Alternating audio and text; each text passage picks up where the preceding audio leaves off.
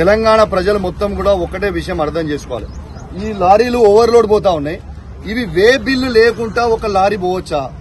Without way bills lorry పోతున్నాయి అంటేనే మీరు అర్థం చేసుకోండి అది ఎన్ని టన్నులు ఉన్నాయంటే 75-80 టన్నులు ఉన్నాయా 100 టన్నులు ఉన్నాయా మాకు తెలియదు. ఎందుకంటే వే బ్రిడ్జ్ చూపిస్తలేదు. ఇది 101% ట్రాన్స్పోర్ట్ మినిస్టర్ గారు పొన్నం ప్రభాకర్ గారి ఆదేశాల మేరకు ఇక్కడ ఉన్న అధికారులు ట్రాన్స్పోర్ట్ అధికారులు మొత్తం ఎన్టీపీసీ నుంచి తీసుకొని ఖమ్మం వరకు అందరూ అధికారులు సహకరిస్తూ ఇవన్నీ తీసుకుపోతున్నారు. కాబట్టి ఇది 100 కోట్ల రూపాయల స్కాము. డైలీ ట్రాన్స్పోర్ట్ మినిస్టర్ గారికి 50 లక్షల రూపాయలు దీని మీద అందుతున్నాయని చెప్పి నేను ఆధారాలతో సహా లైవ్ గా చూపిస్తా ఉన్నాను.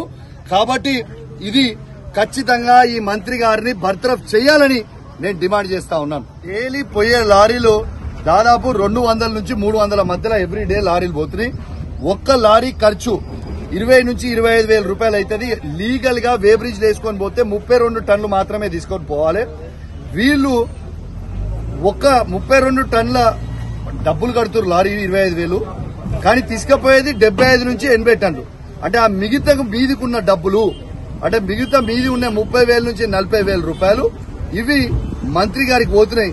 ఈ 40,000 రూపాయల నుంచి ఈ 30 నుంచి 40,000 ఇంటూ 250-300 లారీస్ మీరు వేసుకోండి.